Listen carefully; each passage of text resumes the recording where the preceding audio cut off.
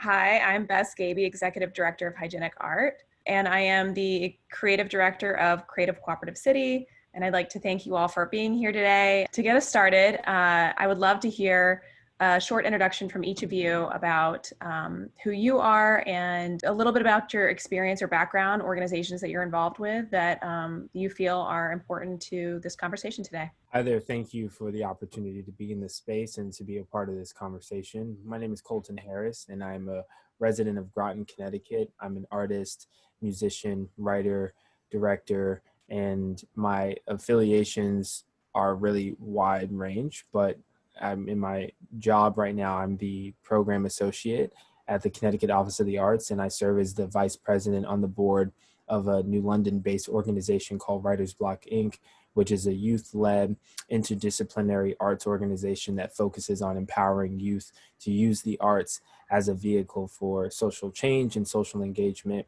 And I'm looking forward to being a part of this forum to better understand the ways in which we can create, collaborate, and fight against a lot of the systemic issues that are hindering us from flourishing. My name is Diane Barcelo. I am a visual artist, primarily working in sculpture and installation. I'm currently the acting secretary for the New London Arts Council, which is about a year from its inception, and we officially opened in January. I have a background in education. I've spent a lot of time designing and implementing cross-curricular, cross-disciplinary arts projects that are infused into science and English and other subjects. Currently, I am adjunct faculty at Mitchell College, teaching in arts and liberal studies. First of all, I'd like to thank everybody for having me here today. I'm glad to offer my own perspective on community and innovation and just provide a little background on myself. I graduated with a bachelor's degree from Tufts University in mechanical engineering and from RPI with a master's degree in mechanical engineering. I spent 7 years living right on the corner of Blinman and Bank Street, so basically downtown, where I worked for Electric Boat and just walked to work. I was blessed to have a fantastic opportunity working in the emerging technology field there, and I was able to use that to leverage a position working as a technology consultant down in DC, in particular in the field of autonomy. Thank you. This is an interesting group of people that I think represent different parts of New London, specifically downtown New London. I want to start talking about community. Community is a big part of the conversations that I have had in New London since I moved here a year and a half ago, coming from New York City. And I've learned about different groups of communities, different associations, organizations, companies, kind of like different stakeholders in a small community. So I wanted to better understand individual perspectives of community and ask each of you about your sense of community here. And I'm going to start with Colton. I would love to learn more about how you've developed your own community here in New London and throughout your life. Well, developing community, I think, is simultaneously, it's an organic process. It's something that you have to be pretty intentional about, and it evolves over time. And I think that in the scheme of my life, I have a little pockets of different communities in which I relate to people in different ways. I think in terms of arts, a lot of my community started in school, and, friends that I identified really closely with and making art together and creating specifically a lot of music and movement. And then I think that sort of expanded when I found community at Writer's Block. And Writer's Block, it was a space where I was a student when I was younger, and then being able to return and lead the organization as an executive director was a great blessing and privilege to be able to build community with, my colleagues, as well as young up and coming artists and just creative minds and youth. And that's kind of where the community was centered. And then I think as people do, we grow, evolve, and change. And our communities expand. And I had a chance to spend 4 years at a college and develop community there. And a lot of those people weren't from the region, but that's kind of how I build community, and that's what it kind of looks like for me. And it's ever evolving and expanding as I have conversations like these and meeting new people and tapping into different networks and trying to build bridges. I think it's interesting because of the four of us, you grew up in New London, and I think that I'm interested to learn more about how you have continued to stay and work to help build a community that you grew up with. Your contributions to Writer's Block as the executive director, having been in that program as a child, is very interesting. And I think Diane has something that, something in common with you as an educator, seeing students like yourself grow up in New London and in the surrounding region. I'd like to hear, Diane, your perspective of understanding Colton's or this youth, the young generation of students in New London, and how they're developing communities now. Whether these organizations are still, how they've allowed these students to grow, and how you've helped develop that as an educator. I was very fortunate to be the artist in residence at the Interdisciplinary School of Arts and Communication, Isaac, and that's where I first met Colton as a young middle school student.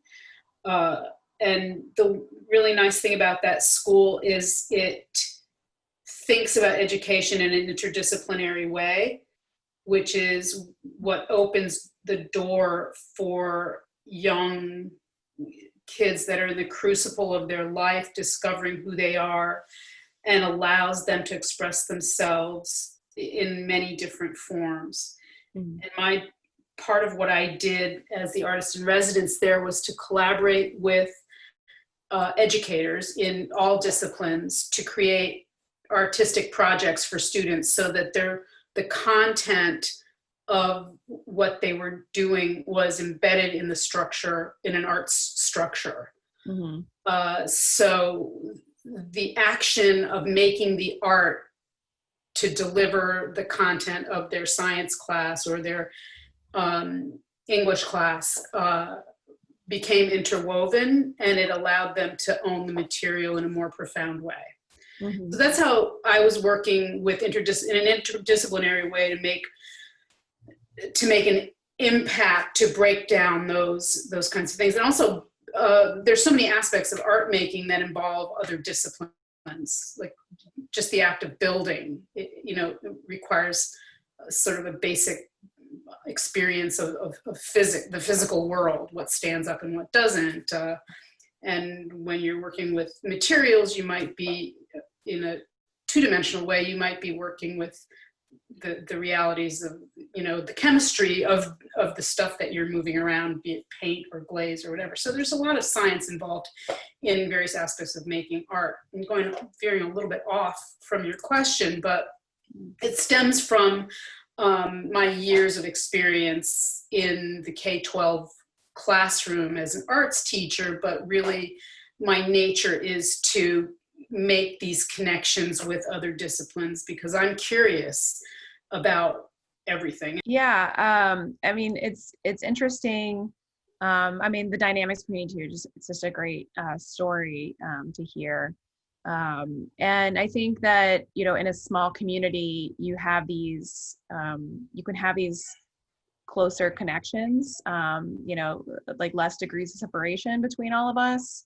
But yet we have such different experiences depending on the organizations that we get involved with, the relationships that we build when we're in these organizations, that impact from connecting and socializing with organizations is essential to forming community. And that's why I've invited Austin Glassner here to kind of tell us a little bit more about the working community of a corporation that employs, I think, over 18,000 people within the region, and what it was, what the the community is like at a large corporation, and how employees felt like they were included in these organizations, or not included. I mean, what was really the culture like when you lived here, Austin, as a new resident, coming into a community to work a lot? Yeah, so I just want to start and just say, hey, community has always been a very big part of my life. I think going on what you're saying is, okay, what does it look like in the current workspace, in our current organizations? How are we actually developing that community? And I'd like to say that actually working at EB when I lived in Connecticut was actually a pretty good place to build that initial community as a younger professional. And that's just because there's a lot of people coming to Electric Boat to start their careers there. And so you see a large amount of just young professionals who are also looking to connect, and they're also looking to meet others and go out.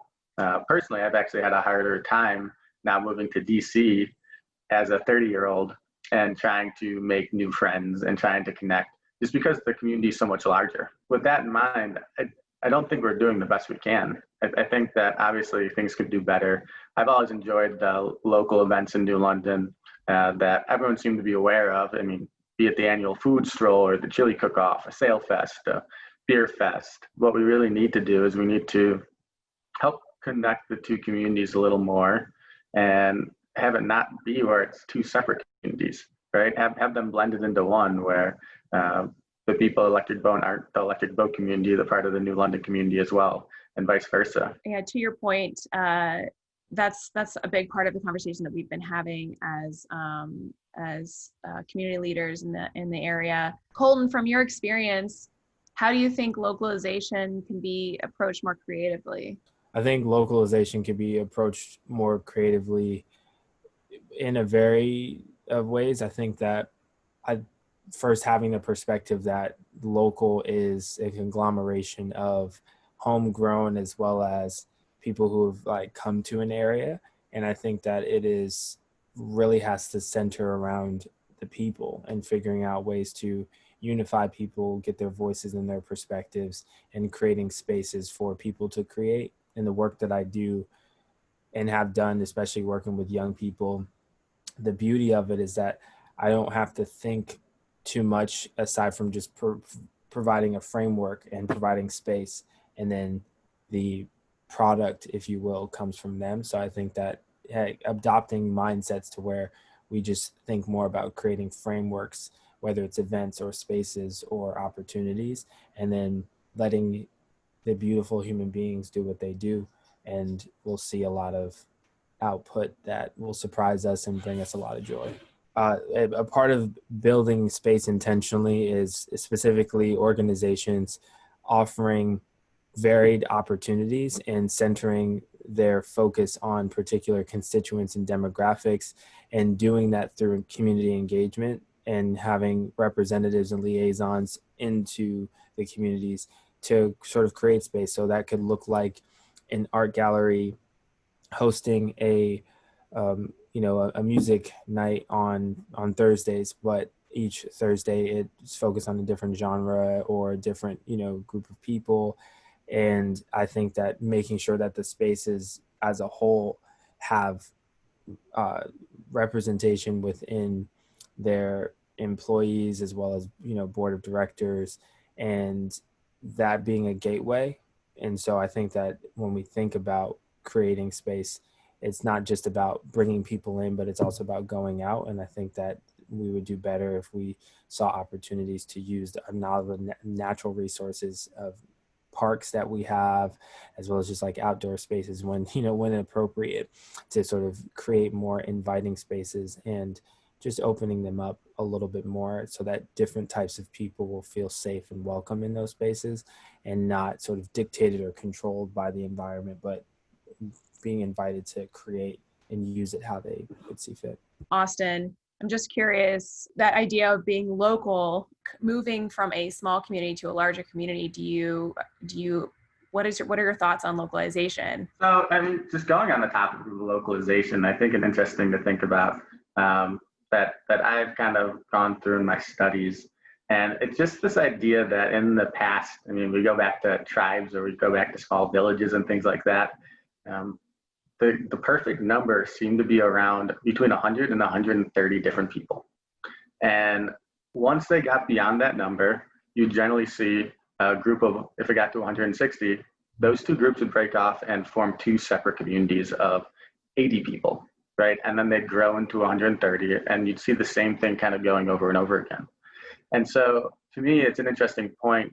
When I think hyperlocalization, then I think, okay, it is this smaller community of 100 to 130 people within a much larger community, and how they could impact that. And so what can we learn from kind of this just general idea of building these small groups, and how can they overlap, and how can they just work towards a common goal? And because everyone wants to feel community, everyone wants to be a part of something.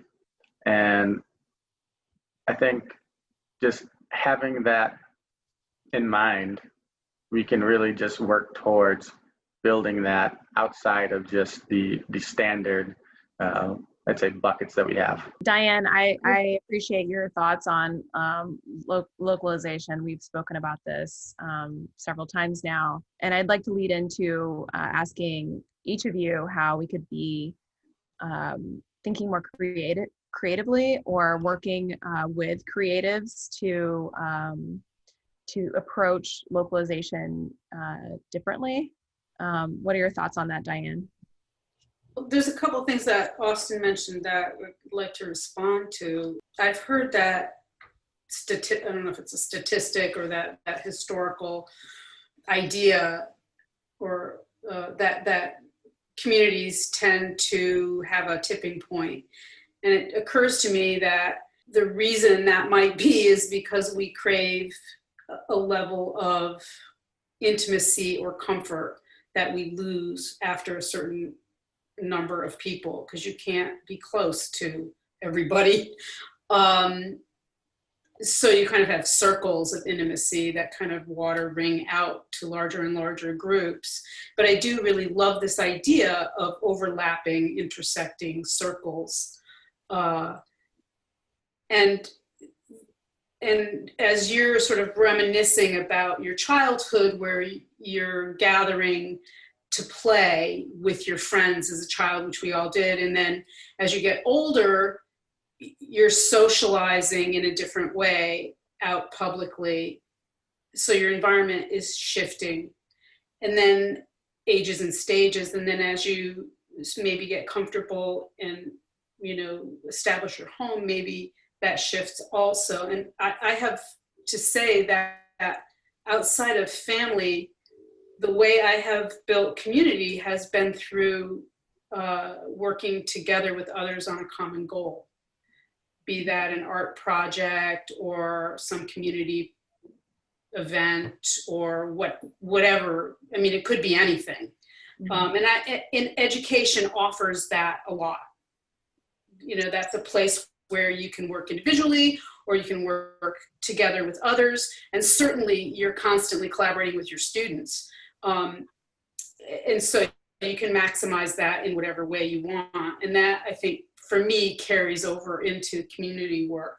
So I think that those kinds of ideas are important. Like, I don't build community by going to a bar. That doesn't interest me. I build community through the communication that's required to create something together.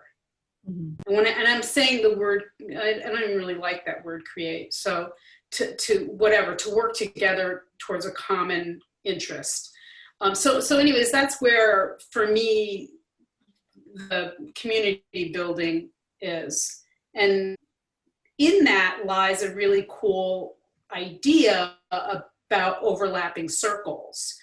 So, there's something to be said about throwing a bunch of different disciplined heads in the same room, or not even heads, but just, because people think in all kinds of different ways with their bodies, with their with their senses or with their highly intellectualized or organized logical brain, or, you know, whatever, the mind and the body working together in so many different ways is an important way to think about how human beings create community. It's not just about being in your head, but also about being in your senses as a full human being.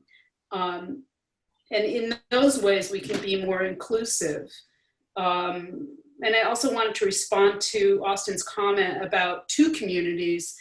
And I understand that he's speaking about the industrial community that he belongs to professionally, like the professional community versus the, you know, native New Londoners. And with native New Londoners, I'm thinking about all the artists who, you know, crawl around downtown, you know, making their artwork in all kinds of ways, because that's the community that I'm most familiar with. But I want to expand that idea, and it's not just two communities, because we can slice and dice this community in so many different kinds of ways, and we see it divvied up all the time, every time we gather in a group.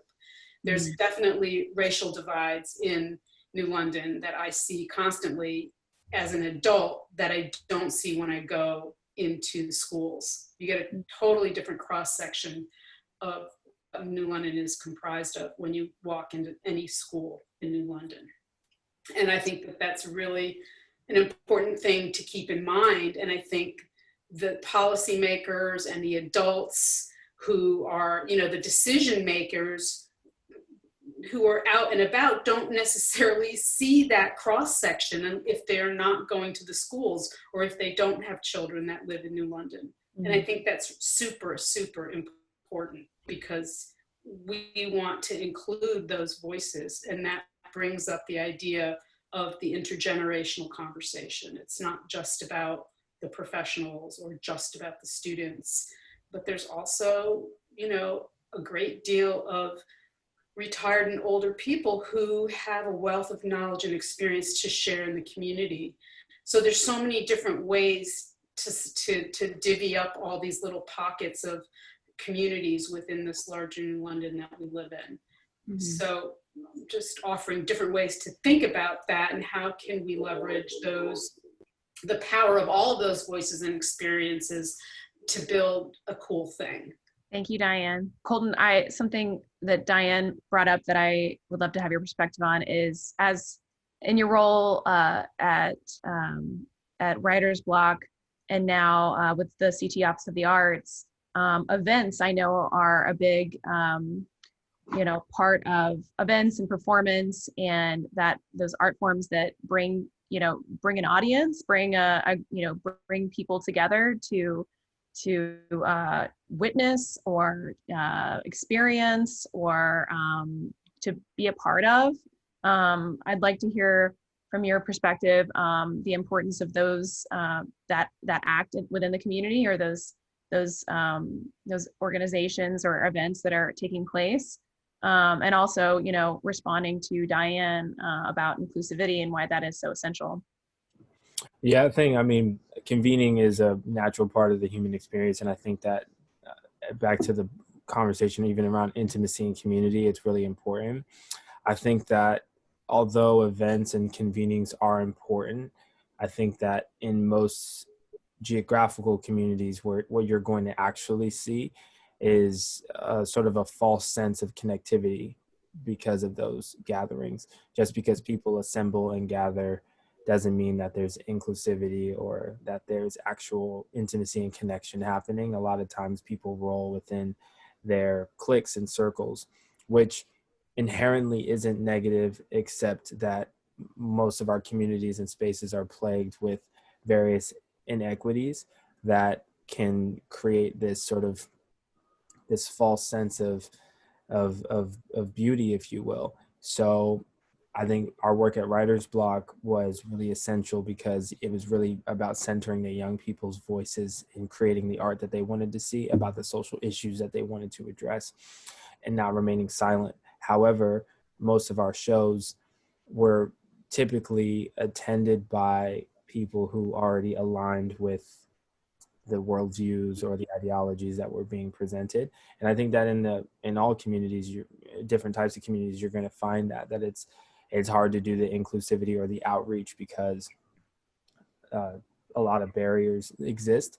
So I think that as we've been in this pandemic and in a sort of a lockdown and a lock away, a lot more conversations have been happening. And I think that the beauty of art, theatrical arts and visual arts and all the artistic disciplines is that they are a space for community conversations, and they can be that bridge that links together communities that would otherwise be segregated or separated. But there's a lot of work to be done. And I think that those convenings are important, but not at the expense of ignoring the realities of what's happening, and not at all putting it on everyone's event space or plate to address those things. However, a lot of organizations and spaces use the lingo of wanting to see diversity or inclusivity or expand their outreach, but the practical work behind it is unfortunately not being done. Mhm.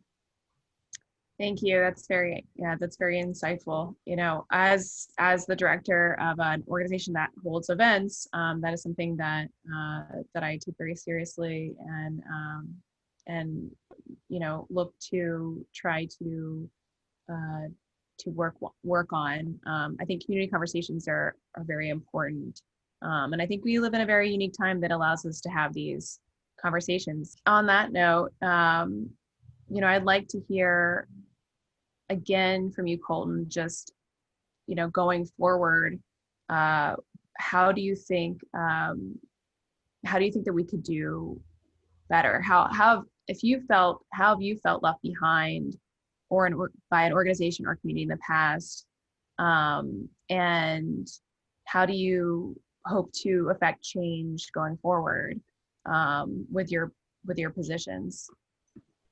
Yeah, I've definitely, I mean, you know, not calling anyone out. I think that my words really will just like call people in to think. I think that, you know, as a young artist and creative leader in our area, I've experienced left behind and by some educational institutions that wouldn't sort of invest in the diversity of creativity and arts. So there was space for certain types of artistic disciplines that were validated, but it was hard to have my voice be heard because I wasn't doing things in accordance with the ways that they were sort of institutionalized.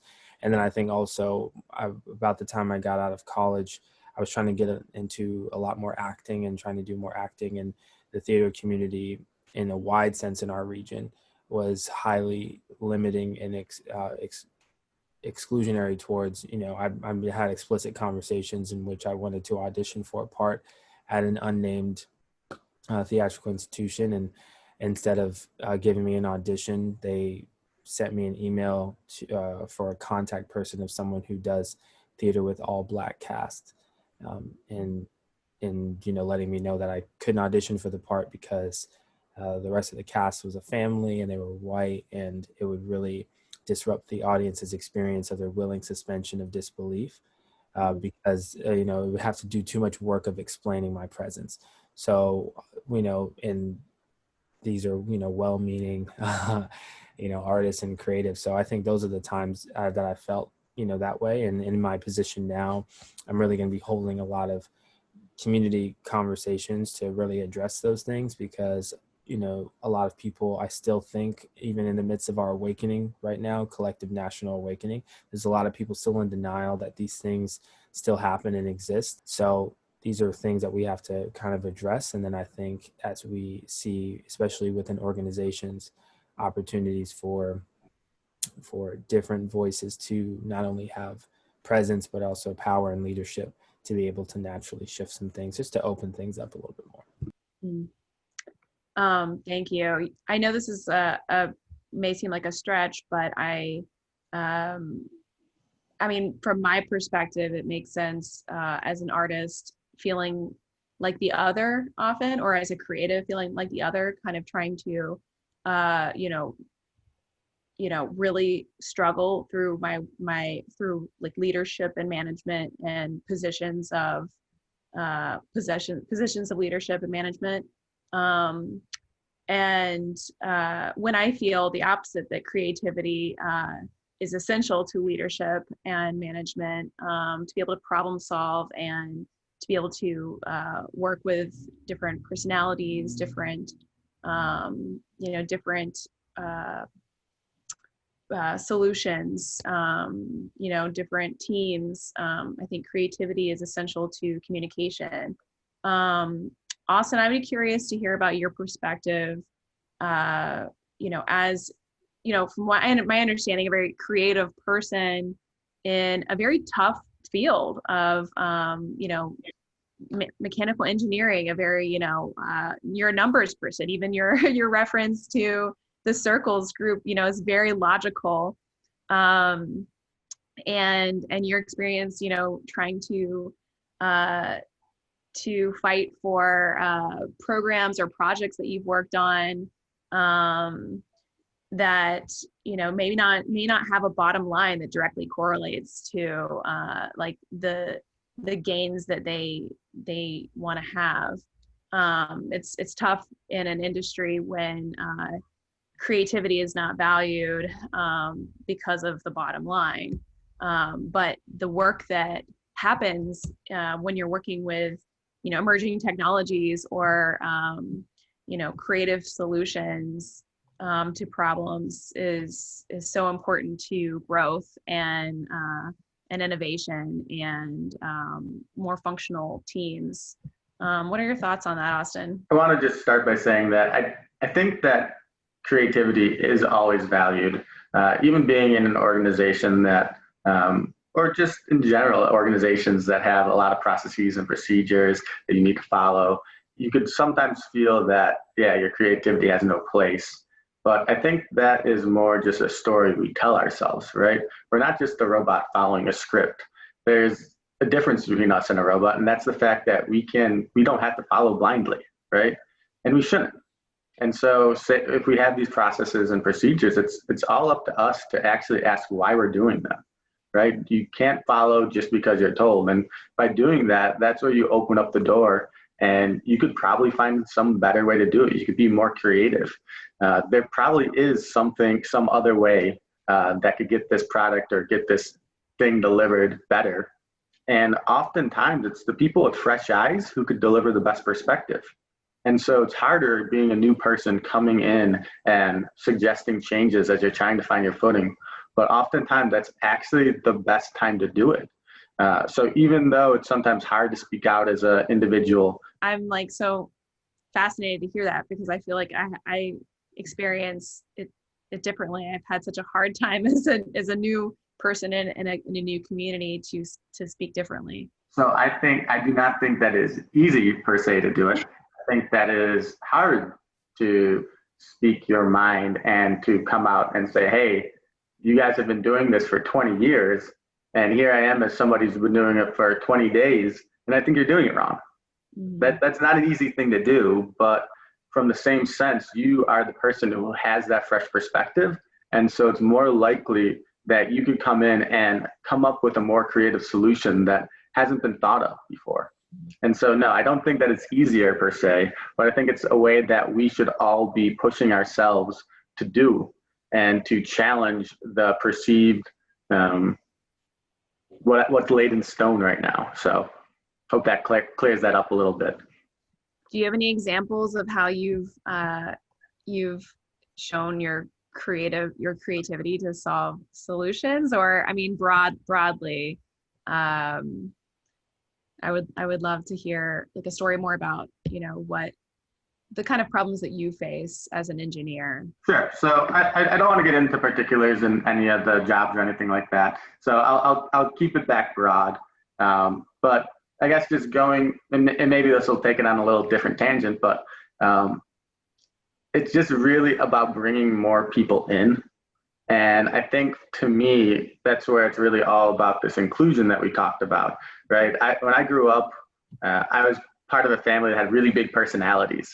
And so I was kind of in the background, and I let my sister speak for me until I got older, and I started to find kind of my own voice. And so because of that, I've always been on the lookout for other people, whether I'm in a meeting or whether I'm in any kind of community, right? And how they could be speaking up. And so what it means is we just need to get more people involved at all times, right? It's a numbers game. So let's get as many different perspectives. Let's get the voices heard. The people who scream the loudest aren't often the people who have the most or best to say. It's often the people who aren't speaking up. And so it's often tagging in and recognizing whether, it doesn't matter what it is, whether it's a small community, whether it's a meeting, it's just going around the room and maybe not putting anyone on the spot if they're uncomfortable. But if you see someone kind of itching to say something and they just can't get their words in, bring up their name, ask them what they think. Because from there, you'll get more ideas if you have a larger quantity and more diversity from the voices you're listening to. Diane, do you have a response to that as well? I think that, having worked with large groups of people, students, and with the New London Arts Council being, trying to grow an organization. Do you have a response? Yeah, I totally get what Austin's saying about the group. And one thing I also want to add to that I think is something productive to keep in mind as we move forward and attempt these creative collaborations is that people tend to take more risks when the blame is spread around, right? And so that's the beauty of, say, writer's block, right? Because all these young minds are in the same room together playing, right? And through that creative play with serious intent, they're making magic, right? Because no one voice is going to outshine the rest, but it's a chorus. And so it's crowdsourcing essentially on a small scale, right? I think that's what we mean by team building. And you hear this all the time, whether it's a creative, like a theater group, or, you hear it in business. Leadership, good leadership is about good team building. And so the kinds of things that we're talking about in the 21st century with all of these things that you're bringing up is how to learn from these various groups. We know a lot about data and aggregation and using that stuff. And then, how are those kinds of teams like General Dynamics or EB, how are they using these creative communication solutions or crowdsourcing within their own departments and so forth, or overlapping their dynamic circles of, their departments, overlapping their departments, we call each department its circle, just to draw that parallel. How are they using at a leadership level, how are they using these things to gather information and make more creative solutions? I think I liked what Austin said about, these are the stories we tell ourselves about these definitions, and I am not buying. I never bought into that. I hated being in college and having to do this right brain, left brain BS, because it's not true. I have a very logical brain. I just choose not to do math for a living. I object to that. And I see that Austin is being creative within the logic that is maybe his nature. I don't know. I don't really know you, Austin, but I can hear you talking about being creative within your field. And I totally agree that's what I see and hear around me. Diane, the New London Arts Council has been doing some really interesting things, sharing artists' conversations about their work over Zoom, and you've brought people together. And I think just creating more awareness of the members in our community and the different talents that are in our neighborhoods, but also what's unique about what's happening in New London Arts Council has provided this next step into a conversation with bringing artists from all over the country together to share these experiences or to pair them together. That's what we've been trying to do with Creative Cooperative City.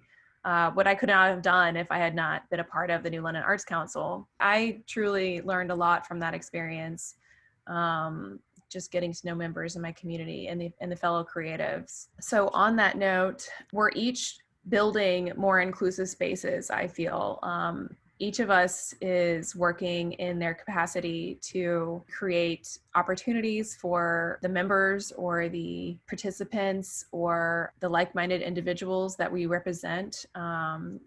And I would like to hear from each of you how these conversations are necessary for growth. Is creativity essential to like growth within our community? I think that, I mean, these conversations are absolutely necessary. I think that one thing that we have to do as a people, as human beings, is take even the word creative out of its exclusive context in the arts, because human beings, we are creative and we have to be. That's how anything is innovated. Innovation is birthed out of need and identifying what needs are. So whether you're an engineer or a designer or a teacher or a musician, you have to create in order to evolve or to problem solve. So I think that these conversations are important because they kind of start to humanize the word creativity, and also debunking the misconception that creativity is a gift for only an exclusive group of people. You can have creative knack because you're a human being, but you have to exercise that muscle. Artists have to paint, sculptors have to sculpt, musicians have to study and go through their scales and rudiments. Like, there's a technical aspect to all forms of creativity in a wide range. And so I hope that, in my position, help communicate those things on a larger level, that we need to uplift the arts as a major focal point, but also simultaneously start to see that creativity is necessary. If we don't create, then we die. Austin, I'd like to have you try to respond. Yeah, no, I think Colton nailed it. What I had kind of written down there is that, yeah, we have to kind of stop referring to a particular group of people as creatives, because that implies that there is a group of non-creatives out there. And I don't think that's the point we want to get across. I mean, everybody can and should be creative. We just need to unlock that inside of them and help them realize that, sure, we've built these walls, but these walls are there so we could knock them down, right? And that's, I think, just the point that we need to get across, is that we are all creative, and let's just keep going with that. Yeah, I loved what you said, Colton, about let's not make creativity the exclusive province of a select few, but a muscle that you have to, well, let's face it, if you're going to do that, you have to want to, right? I mean, creativity is born out of need, but it's also born out of desire, the desire to do it, because it's not, the reward is itself, and it's after long practice. And so you have to have that desire to get there, to do the practice. And it's the same with anything. It's not just, that's not the exclusive territory of art. I think that's success in any field. And I think that the conversations are necessary. After the talk comes the action, right?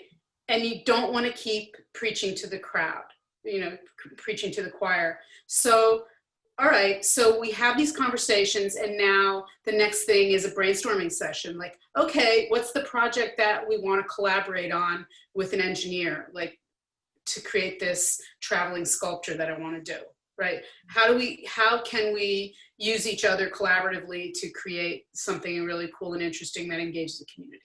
Boom, right, for an example. So that step 2 now, we've had this conversation, then we need a brainstorming room where we kind of, a playroom, where we make ideas. And then the third step is, okay, who wants to get in on this plan and, put your best into the pot, and let's see what we can do with it. And so this is the first step towards breaking down that division between who we think, the story we tell ourselves, as Austin so aptly put, right, about our own identity, and instead saying, oh, let's make this playground where we can now plan something together and do something fun and cool. So that is how I would say we can use this conversation as a starting point towards bridging those communities that seem to not be in the same place, and move forward with a common goal or common project. I agree. There's one last thing I want to say. I think you're right with like taking out that label that is, you know, a creative or an artist. I think that's the first step. And then, you know, but bringing them into the conversation and is the next step, I feel, to really helping people use their creativity and share that with the world and share that with each other. And then I just see endless possibilities for things that could come from that, and that that own self-worth that comes from exploring your creative or your artistic needs. You know, I think permeates what you do in your daily life. So I really appreciate all of your insight into that topic, and that we came full circle with that conclusion, because that's what this is all about.